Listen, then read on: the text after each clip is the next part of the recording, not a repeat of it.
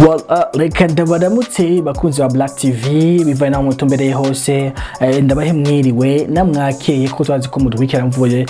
mu bice bitandukanye vy'isi hari abari mwijoro canka ku murango hari abakora kino kiganiro canke no video bavyubuse canke ku murango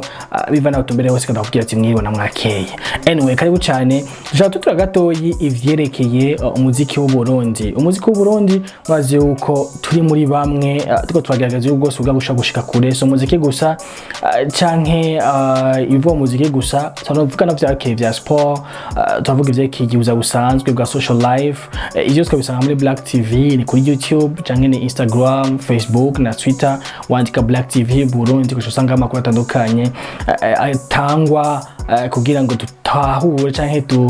tomokegwe n'ivyo egyo kigezemwo kuvyerekeye iterambere ry'umuziki cyo kimwe na sport canke n'ubuza busanzwe. Uyu munsi rero ngo nababwiye tuvuga ivyerekeye umuririmbyi Big Fizzo ni Big Farias Mugani Desire Gikundiro Desidratus afite amazina menshi muze mubitwaye mu gihugu ca Tanzania yagiye gukina film ajanye na manager wiwe Edit canke Stein bivana ingene wo mwita kuko afite amazina atandukanye nawe mukamutse kari yarigeze kuba aririmba kera mugabiheba ubunye kari umutambukanye wa Big Fizzo akonkabana manager wiwe bari ko mu gihugu ca Tanzania mbega meze gute mu gihugu ca Tanzania bimeze gute bipanze gute nkuko mubizi yashika muri Tanzania yashitse ashikira muri hotel kuko nubundi kateze gusha muri hotel agiye kugira ngo arindire abagenzi bava mu bitandukanye bakini iyo film nko abarivyo akomeye nk'abakongomani abirorongoma n'abandi bari muri iyo film batandukanye nko mugiye amasanamu amwe canke amafoto atandukanye Big Fizzo ari kumwe n'abantu bari kubategwa niyo film ariko mbega Big Fizzo abaye gute muri Tanzania yagiye akora interviews atandukanye mwabibonye bagiye asigura ivyeke muziki w'u Burundi yakoze ikiganiro cyambye yakoze na SNS ikiganiro yagiye asigura ivyeke muziki wiwe ngene yagiye asota agira ibibazo bitandukanye arashigiza yuko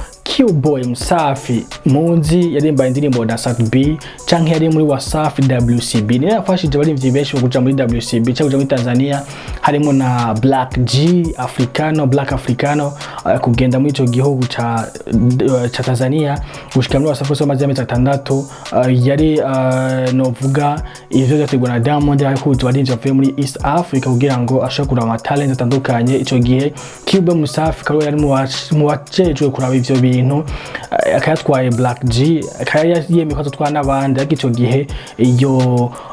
ivyo biro bateguye byo bihagarara ntuzi impamvu byahagaze ariko murazi ko yatakotagize ubwo ashaka guteza imbere muziki w'u Burundi Bwoy Msafi ko bazana amakola batandukanye yatunyona ashaka muri Tanzania bamenya n'ivyo barundi bamwe kuko satubavyivugiye giye muri Wasafi FM mu kiganiro yakoranye na Johnny Joe cyangwa cyitwa Block 89 ico gihe yarakiri nawe muri Wasafi ariko ntiyari muri Wasafi nko muririmbyi ahubwo ari muri Wasafi nk'umuntu novuga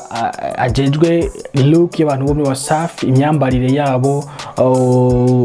design ibintu vyuko nyine buzo barambara ama clip video canke basohotse bagiye maswaka atandukanye mu nyuma ariko harabaye akabazo hagati na Diamond Platnumz aho bitakunze kabandanya ari muri Wasafi byagenze gute nitwo bisigira koko cyane ariko matko vyagiye bivugwa cyane na Diamond cyo kimwe na Wasafi ubwabo nakibamenyesha ko takimwe Wasafi bamwiruka muri Wasafi inyuma yo ngari ivyo wenyine byakunda kabanda yaririmba ariko muri kano kanya tuvugana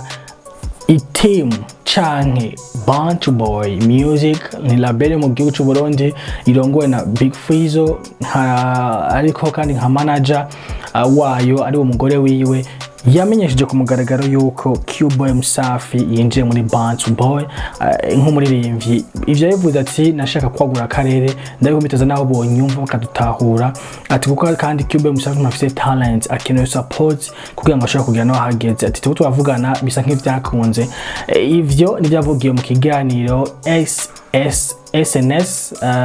igihano Big Fizzo yakoreye muri ico gihugu ca Tanzania inyuma ngaho tuko turabwiye ivyeke uzabwiwe yabonetse ku mafoto kumwe na jokes muzi Jux byavuze cyane ko afise collab na Fizzo ariko yakobo n'ikituye tuyibona ariko kandi yamenyesha yuko collab ya Fizzo na Jux igiye kandi kuhaba vuba bwango. Iyo ni Big Fizzo Big Farias ivyakamenyesha mu gihugu ca Tanzania hagiye kora ama media twatandukanye mwavyumvise yabonetse kandi video ari kumwe na Harmonize nabiga vuga ko akora collab ariko ku makuru dufise ntiyari collab habu byari bisanzwe yarajaye na Awilo Ngoma yagiye gukora indirimbo na Harmonize ko murabizi yuko Awilo Ngoma yakoze indirimbo na Harmonize cyo kimwe na H Baba muzamuza ari hafi cyane na Harmonize na Konde Gang take on the music worldwide mico gihe Big Fizzo nkuko bari kumwe na muvyeke vy'amarelesi cyangwa kiriyerelesi agiye amuherekeje kugira ngo ashobore kumusupportinga bisasi sindirimbo na gato ahubwo no kumusupportinga bisanzwe. Ubwo rero ubwo buzima Big Fizzo abaye ngushino saha Big Fizzo akaba agumekana amafoto atandukanye cyane kuri Instagram ziyo kumubibona, Facebook ziyo urabibona, amastati urabibona. No muntu muri no miss ubona ari mu buzano bvuga bwiza cyane mu hotel nziza anashaka binavuga kinazimvye cyane ko ari hoteli ishikanwa abantu b'abantu usanga bakuru cyane gusumba kuko ni ibintu tuzi yuko canke twumvise hashikiye bari ivyo atandukanye bavuye hanze muri hotel yashikiyemo. Ni Big Farias rero yamenyesheje yuko afise collab zishika zitatu yakore mu gihugu ca Tanzania kavuga ko ari n'izindi zibiziko zirakorwa yazo mu gihugu ca Tanzania ati mbe tuvyiteke gute izo collab zizoza koko canke izo nka zazindi zo kuri ne wa mitego twumvise ca gihe bavuga bati dufise collab ya ne wa mitego Big Fizzo na ne wa mitego ariko ndirimbo ntayo tugiye tubona ko twiteze kizoza muri zirya album double album ariko muri double album nta ndirimbo yigeze bamwe y'umunyamahanga bakonye collab kese abavyo barundi ne wa mitego nzimo yabonetse tuzi ko ikirindirijwe canke izoba mu nyuma aravuga ko afise collab na Jux. Iyo collab n'ubu ntihabaye hafi amajambo menshi ko irya ndirimbo suguwa umugabo gihe nubwo byavutse kuko Jux yabihakanatisiye Fizzo yanavuga ati siye mugabo ide yasuguwa ya Jux na Diamond Platnumz ari ide wanje yatwaye ide kuko suguwa yarayizi yaje yumva umugabo muri Tanzania bayisomwa na Diamond Platnumz. Ivyo rero bikabiko biraba mu gihe Big Fizzo tumiteze ko ibintu byinshi cyangwa ivyo mu Burundi izo collab ntituzi ko zizoba cyane zitazoba kuko muravyumva twemerewe byinshi akavyo twabonye byose ariko ushaka gushoboka ugasanga collab zirabonetse kuko ntiyo kwimyemeza ubu naho ngo zirazitahari kuko amafoto yo muri studio araboneka ama video mato yo muri studio araboneka byose bikatubikeze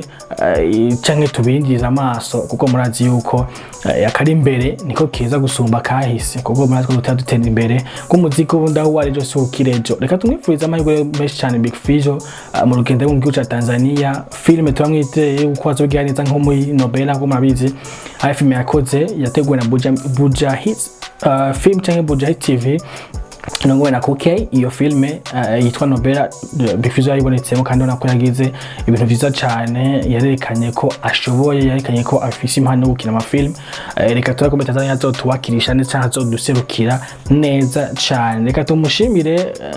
kandi nawe nyene kuko barako azatwereka bimwe ubuzima bayemwo umuririmbyi kuko tumwiteze ko cyane Fizzo ko murazi yuko ufite ari umuntu adakunda guposta cyane ibintu cyane nkasabe because mazi ko nawe baguma postinga cyane mbwa Fizzo we suko muherahoze gose mugabo Tanzania yatweretse yuko ariko ashoka igihugu cacu neza mu makungu. Anyway